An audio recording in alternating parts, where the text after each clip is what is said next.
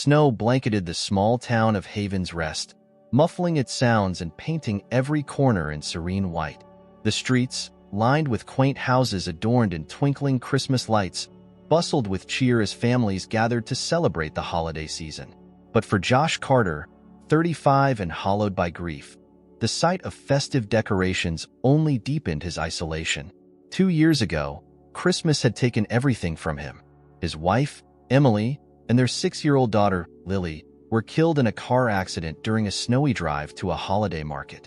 That night played on an endless loop in his mind. The screech of tires, the crushing impact, and the silence that followed. Since then, Josh had retreated into himself, avoiding people, conversations, and anything that reminded him of what he had lost. The holidays, once a time of joy, had become unbearable. Josh spent his days in silence, his small house devoid of decorations or warmth. At night, unable to sleep, he walked. His long, solitary treks through the quiet streets of Haven's Rest were his only solace. With each step, he searched for something he couldn't name, a pull he didn't understand. On Christmas Eve, the air was bitterly cold, but Josh ventured out as usual, his boots crunching over freshly fallen snow. The streets glowed faintly under the light of street lamps, but he veered away, heading toward the woods on the town's edge. He liked the forest. Its quietness matched his mood. Tonight, though, something broke the stillness. A faint, high-pitched sound floated through the air. Josh stopped, straining to listen. It came again, a whimper, plaintive and weak. Frowning, he followed the noise deeper into the woods, where the moonlight struggled to reach through the skeletal branches. The sound led him to a small clearing. There, half buried in the snow, he found the source, a dog. Its hind leg was caught in a hunter's trap, and the animal was too weak to resist. It whimpered softly, its amber eyes locking onto Josh's with a plea for help. Josh hesitated. He wasn't particularly fond of dogs, and the idea of helping this one felt like an unnecessary burden. But the dog's gaze stirred something in him, something he thought he had lost forever. Gritting his teeth, he knelt beside the animal. "Hold still," he murmured, his voice raspy from disuse. The dog whimpered louder as Josh worked to release the trap. Its fur was matted, and scars crisscrossed its body, evidence of a hard life. After what felt like an eternity, the trap gave way, and the dog collapsed onto the snow, exhausted. Josh hesitated again, unsure of what to do. He couldn't just leave it there to die. Against his better judgment, he slipped off his coat, wrapped the dog in it, and carried it home. Josh's small house was colder than usual that night, the fire in the hearth barely more than embers. He placed the dog on an old blanket and inspected its injuries. The leg wasn't broken, but it was swollen and bleeding. He did his best to clean the wound, working in silence as the dog watched him with wary eyes. "You're not much of a Christmas miracle," Josh muttered. The dog blinked at him, unamused. When the wound was cleaned and wrapped, Josh sat back, his hands resting on his knees. The dog was a Belgian Malinois, he realized, though it looked far thinner and rougher than any he had seen before. It wasn't wearing a collar, and its ribs showed through its coat. Someone had abandoned it, he thought grimly. "Well, you're here now," he said, almost to himself. "I guess we'll figure it out." The dog closed its eyes, either in trust or exhaustion. Josh watched it for a moment longer, then rose and went to bed. He didn't expect the dog to survive the night. To his surprise, the dog was still alive the next morning, lying where he had left it. Its eyes followed him as he moved about the room, preparing his meager breakfast. Josh placed a bowl of water on the floor, along with some leftover scraps from the fridge. The dog sniffed the food cautiously before eating. Josh decided to name it Toby. The name came without much thought, but as soon as he said it aloud, it felt right. Toby seemed to accept it, responding with a slight wag of his tail. Over the next few days, Toby recovered quickly. His energy returned, and he began following Josh around the house, a silent shadow. Josh wasn't sure how he felt about the dog's presence. He hadn't wanted a pet, and the house had been his fortress of solitude. Yet, there was something comforting about Toby's quiet companionship. As the days passed, Josh noticed peculiar things about Toby.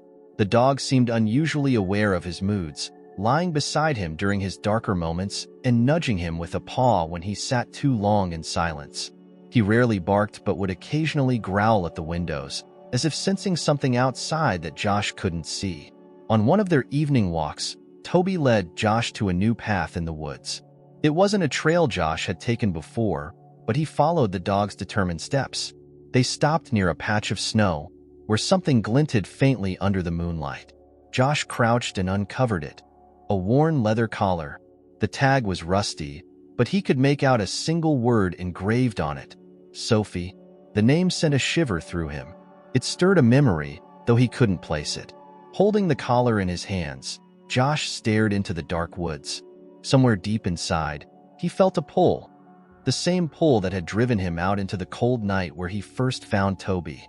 "What are you trying to show me?" he whispered, his breath visible in the frigid air. Toby stood by his side, tail still, eyes fixed ahead. Days after discovering the worn collar with the name Sophie, Josh couldn't shake the unease it stirred within him. He spent his evenings pacing the living room, turning the collar over in his hands, as if it held answers he couldn't yet see. Toby, ever watchful, sat quietly at his side, his amber eyes seeming to urge him onward. The name Sophie felt familiar, like a fragment of a story he had overheard long ago. Finally, unable to resist the nagging sense that it meant something more, Josh sat at his aging laptop and began searching. It didn't take long for the pieces to fall into place. Sophie Harper. The girl had vanished from Haven's Rest 5 years earlier, just days before Christmas. 8 years old, with curly blonde hair and a gap-toothed smile, Sophie had been the heart of her family. Her disappearance had devastated the town, but as months turned to years with no answers, the case faded from memory. Josh leaned back in his chair, staring at a photo of Sophie that accompanied one of the old articles. The little girl's bright eyes radiated warmth and innocence. He couldn't fathom how such a small town had let her story fall into obscurity. More unsettling was the realization that the woods where he had found Toby were the same woods where Sophie had last been seen. Turning off the computer, Josh rubbed his face with his hands. He wasn't sure what he hoped to achieve by revisiting the tragedy. He couldn't bring back his wife or daughter. Why would he believe he could help a girl who had been gone for years? Yet, something deep inside told him that this wasn't just a coincidence. Toby had come into his life for a reason. Josh's investigation began quietly. He walked the streets of Haven's Rest, speaking with older residents who remembered Sophie's disappearance. Many were reluctant to discuss it, dismissing it as an unsolvable mystery. A shame. What happened to that family? One woman said, shaking her head. But that was a long time ago. Let it be. Still, Josh uncovered fragments of information. Sophie had been walking home from a friend's house when she disappeared. No one saw or heard anything suspicious, but her parents had always believed someone in the town knew the truth. Rumors circulated about a wealthy local family, the Hawthorns, whose name seemed to hover like a shadow over the case. Toby proved to be an unexpected ally in Josh's search. On their nightly walks, the dog led him to places he might not have otherwise noticed. A long abandoned swing set at the edge of the woods, a clearing that seemed too perfectly concealed. At one such spot, Josh unearthed a child's mitten buried beneath the snow, its faded pink fabric sending a chill down his spine. He couldn't be sure it belonged to Sophie, but the discovery deepened his resolve. Josh's obsession with the case began to bleed into his daily life. He found himself sketching maps of the forest and pinning newspaper clippings to his living room wall. The few friends he had left expressed concern. One, a former colleague named Mark, came by unannounced one evening and found Josh poring over old case files. "What are you doing, man?" Mark asked, his tone a mix of confusion and pity. "You're not a detective. What do you think you're going to find?" Josh hesitated, struggling to articulate what he felt. "I don't know," he admitted, "but I can't just ignore it.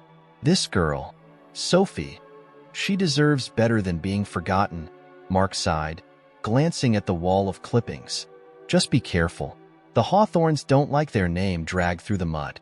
They've got money and connections." Josh nodded absently, already returning his focus to the papers spread before him. He couldn't shake the feeling that solving Sophie's mystery was somehow tied to his own redemption. One evening, Toby led Josh to an old cabin deep in the woods. It was weathered and crumbling, its windows shattered, but something about it felt significant. Pushing open the door, Josh stepped inside. The air was stale, and the floor creaked under his weight. Toby sniffed the ground intently, his body tense. Josh's flashlight swept across the room, illuminating discarded furniture and debris. In one corner, he spotted a faded photograph tucked beneath a broken chair leg. Picking it up, he saw a picture of a young girl holding a dog that looked remarkably like Toby. The realization hit him like a punch to the gut. Sophie and Toby had been together. The connection felt surreal. Toby had been Sophie's dog, and now he had found his way to Josh. It couldn't be a coincidence. But why? What was Toby trying to show him? As Josh stood there, piecing together the implications, Toby growled low and deep. The sound sent a shiver down Josh's spine. He turned, his flashlight catching the outline of claw marks etched into the wooden floor. The marks were uneven, as if made in desperation. His pulse quickened. Something terrible had happened here. As days turned into weeks, Josh began to feel the weight of his obsession. The more he uncovered, the more he realized how deeply the Hawthorns were entangled in the town's secrets. Several residents hinted that the family's influence had silenced early investigations into Sophie's disappearance. Josh also learned that the Hawthorne patriarch had significant ties to the trucking company responsible for the vehicle that had collided with Emily and Lily's car. The implications were staggering. Could the Hawthorns be connected to both tragedies? The thought ignited a fire within Josh. If they had been involved in Sophie's disappearance, and possibly in covering up the truth about his family's accident, he had to uncover the full story. But his determination came at a cost. Late one night, as he walked home from the woods, he was ambushed. A masked figure tackled him to the ground, warning him to stop asking questions. The attacker fled before Josh could identify them, but the message was clear. He was getting too close to the truth. In the days that followed, Josh found himself questioning everything. Why had Toby come to him? Why was he so determined to solve a mystery that wasn't his own? Yet, every time he looked into Toby's eyes, he felt a sense of purpose he hadn't known in years. One evening, sitting by the fire, Josh absently scratched Toby behind the ears. "You were there, weren't you?" he murmured. "You were with her." "With Sophie." Toby's tail thumped softly, and for a brief moment, Josh thought he saw something in the dog's gaze. A flicker of understanding, almost human in its intensity. Whatever lay ahead, Josh knew he couldn't stop now. Sophie's story wasn't just about her anymore. It was about uncovering the truth, no matter how deeply it had been buried. For the first time since losing Emily and Lily, he felt a flicker of hope, fragile but undeniable. The air in Haven's Rest seemed colder as the new year approached, the snow less like a blanket and more like a shroud. Josh Carter's obsession with Sophie Harper's disappearance had consumed him entirely. His once quiet home had become a chaotic collage of maps, newspaper clippings, and scribbled notes. In the center of it all was the collar with Sophie's name and Toby, the Belgian Malinois who had become both his guide and guardian. Each new discovery felt like stepping closer to the truth, but also deeper into danger. Toby's behavior became more peculiar. He seemed to anticipate danger before it happened, growling at unseen threats and leading Josh to key locations in the woods. It was as though the dog knew exactly what Josh needed to find and what he needed to avoid. Josh's first lead after the cabin discovery took him to the local archives, where he dug through police reports and town council minutes. The deeper he delved, the clearer it became that Sophie's disappearance had been quietly pushed aside. The lead investigator on the case, a man named Detective Harris, had retired shortly after the investigation was dropped. Harris now lived on the outskirts of town, and Josh decided to pay him a visit. The old detective's home was modest and cluttered, the kind of place that bore the weight of too many regrets. Harris, now in his 70s, was initially wary of Josh's questions. "Why do you care about Sophie Harper?" Harris asked, his voice gravelly. "That case has been dead for years." Josh hesitated, his fingers brushing Toby's fur. "I found her dog," he said finally. "I think he's trying to tell me something. And I can't explain it, but I feel like I owe it to her." Harris stared at him for a long moment before sighing. "The Hawthorns," he said, almost spitting the name. "They made sure we couldn't dig too deep. The family owns half this town. The mayor, the police chief, even the damn school board. They pulled strings, and the case went cold." "What about the cabin?" Josh pressed. "I found claw marks there and Sophie's photo." Harris nodded grimly. "That cabin was on Hawthorne land. We searched it, but there was nothing concrete to tie them to her disappearance. Just rumors and whispers. Why didn't you push harder?" Josh's voice rose, frustration boiling over. Harris's gaze hardened. "You think I didn't try? I lost my job because I wouldn't let it go. But I was just one man against an entire system." Josh left Harris's house with more questions than answers, but one thing was clear. The Hawthorns were at the center of it all. And if they were willing to destroy careers to protect their secrets, what else were they capable of? Over the following weeks, Toby's instincts led Josh to more clues. One particularly bitter evening, the dog guided him to an old well hidden beneath layers of snow and overgrowth. Inside, Josh found remnants of a torn backpack and a bracelet with Sophie's initials. The discovery reignited local interest in the case, and whispers of conspiracy began to spread. The town's curiosity, however, didn't sit well with the Hawthorns. One night, as Josh returned from the woods, his home was broken into. His maps and notes were destroyed, his laptop smashed. Toby's furious barking had likely scared off the intruders before they could do worse, but the message was clear: back off. Josh refused to be intimidated. Instead, he doubled down, piecing together his fragmented evidence.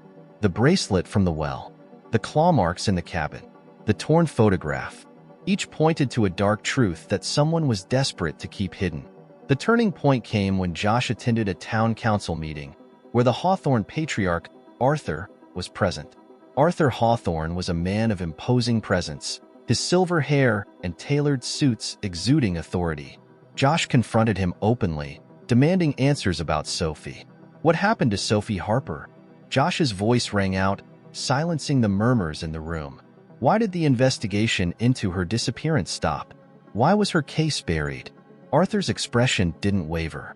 "Mr. Carter, I understand you've suffered personal tragedies, but dredging up old rumors won't bring you peace. Sophie's case was thoroughly investigated. There's nothing more to be found. Then why does her dog keep leading me to places tied to her disappearance?" Josh shot back, his fists clenched. "And why are people trying to stop me from finding the truth?" Arthur's jaw tightened. "Be careful, Mr. Carter. Accusations like that can have consequences." The veiled threat sent a ripple through the room, but Josh held his ground. "I'm not afraid of you," he said, though his heart pounded in his chest. "Sophie deserves justice, and I'm not stopping until I find it." The confrontation escalated tensions. That night, Josh was ambushed again, this time while walking Toby through the woods. Two masked figures attacked him, pinning him to the ground. Toby fought fiercely, biting one assailant and driving the other away. But Josh was left bloodied and shaken. As he limped home, he realized just how far the Hawthorns were willing to go to protect their secrets. But the attack only solidified his resolve. He wasn't just fighting for Sophie anymore. He was fighting for himself, for Emily and Lily, for the chance to reclaim some semblance of justice in a world that had taken everything from him.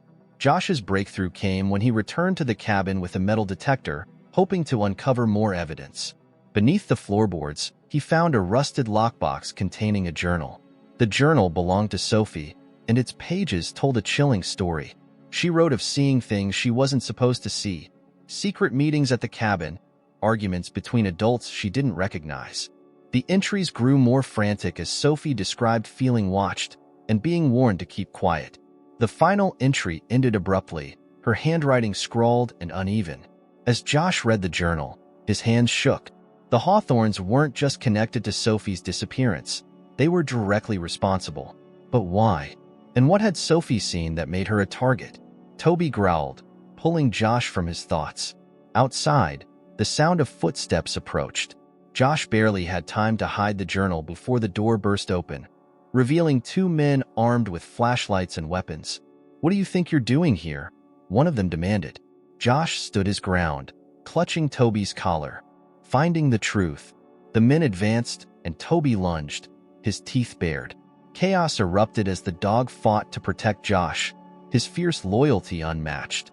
Josh used the distraction to escape, clutching the journal as he fled into the woods. That night, sitting by the fire with Toby curled at his feet, Josh realized how much the dog had given him. Not just guidance, but hope. Toby had saved him time and again, leading him closer to the truth. Now, with the journal in hand, Josh knew the fight was far from over. The stakes had never been higher. The Hawthorne's grip on Haven's Rest was tightening, but Josh was determined to break it. He wasn't just uncovering Sophie's story. He was unraveling a web of lies that had cost him everything. And he wouldn't stop until justice was served. The cabin journal in hand, Josh Carter sat in his dimly lit living room, the pages spread across the coffee table. Toby lay at his feet, his quiet presence a steadying force. The journal's final entries swirled in Josh's mind, each word painting a clearer picture of the nightmare Sophie Harper had endured. The child had stumbled upon a secret, one that tied the powerful Hawthorne family to corruption, crime, and perhaps even murder. The journal wasn't just a record. It was a confession, and it was enough to bring the truth into the light. But Josh knew exposing the Hawthornes wouldn't be easy. Their influence stretched far beyond Haven's Rest, and they had already proven they would stop at nothing to silence anyone who threatened them. The memory of the masked attackers still lingered, but so did Toby's fierce defense. Together, they had survived, and together they would finish what they started. The following morning, Josh prepared himself for the final confrontation, armed with copies of Sophie's journal and the physical evidence he had collected, the bracelet, the photo, and the remnants from the well. He planned to take his findings to the state authorities. Haven's Rest might have been under the Hawthorne's thumb, but justice would find a way. Toby, as if sensing the gravity of the day, stayed close to Josh's side. His eyes never left Josh as he moved through the house, gathering his evidence. The dog's loyalty was unshakable, and Josh found himself wondering yet again how Toby had come into his life at exactly the right moment. It was as though fate, or something greater, had sent him, but fate wasn't done testing them. As Josh stepped out into the snowy morning, a black SUV pulled up in front of his house. Two men in suits got out, their expressions cold and their movements deliberate. Josh's breath caught. The Hawthornes had sent their enforcers. "Mr. Carter," one of them said, his voice calm but menacing. "We need you to come with us." Toby growled low, his body tense. Josh tightened his grip on the dog's collar, his mind racing. Running was futile. The men would follow. Fighting was dangerous, but Toby's protective instincts were unmatched. Still, Josh knew that if he wanted to end this, he needed to play it smart. "I'll come," he said, his voice steady.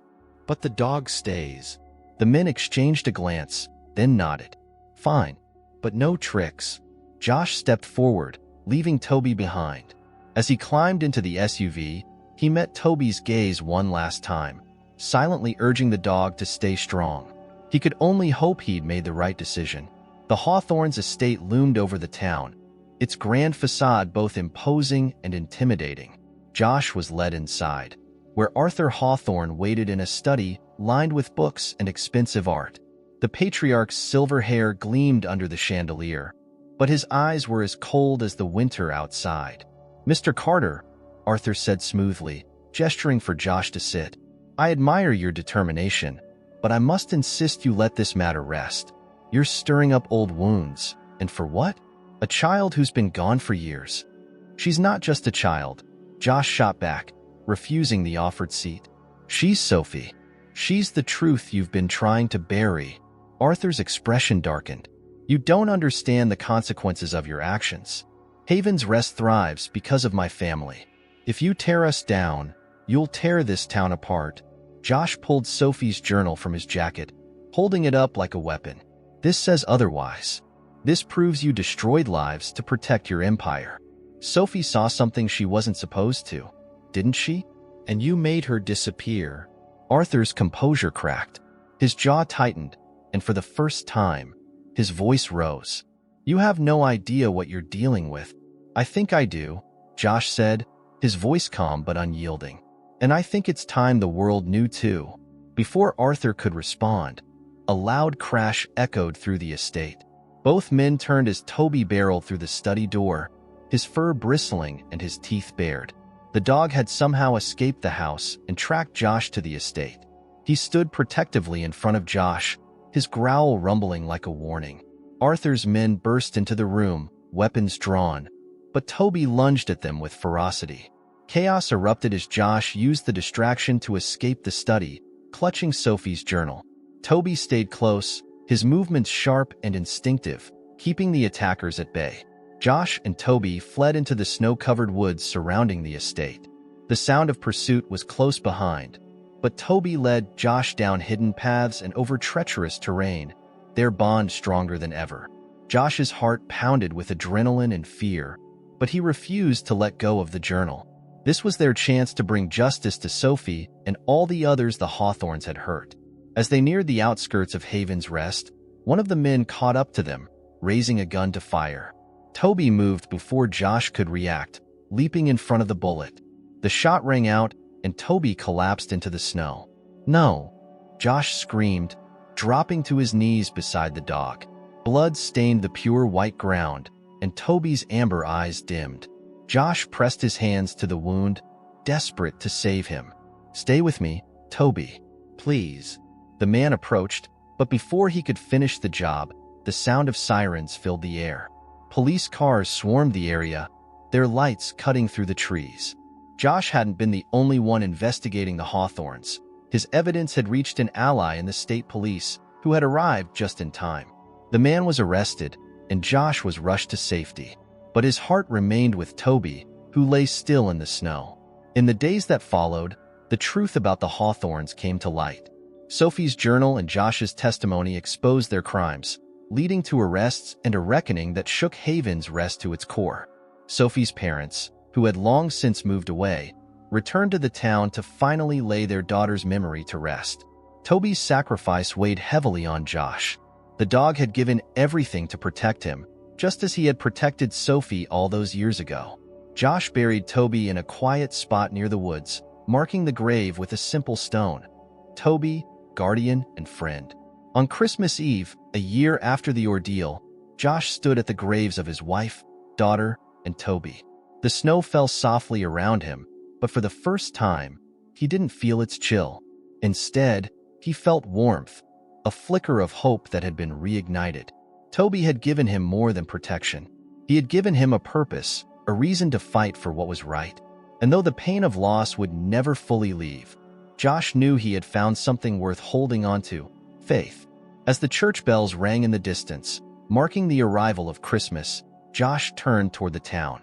Lights twinkled in the windows, and laughter filled the air. He smiled, a small but genuine smile, and whispered, "Thank you, Toby."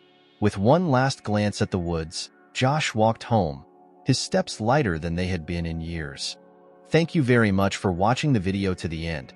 If you were moved by the story of the canine hero and the spirit of Christmas that transformed lives, leave your like, subscribe to the channel, and share in the comments what you thought of this exciting journey.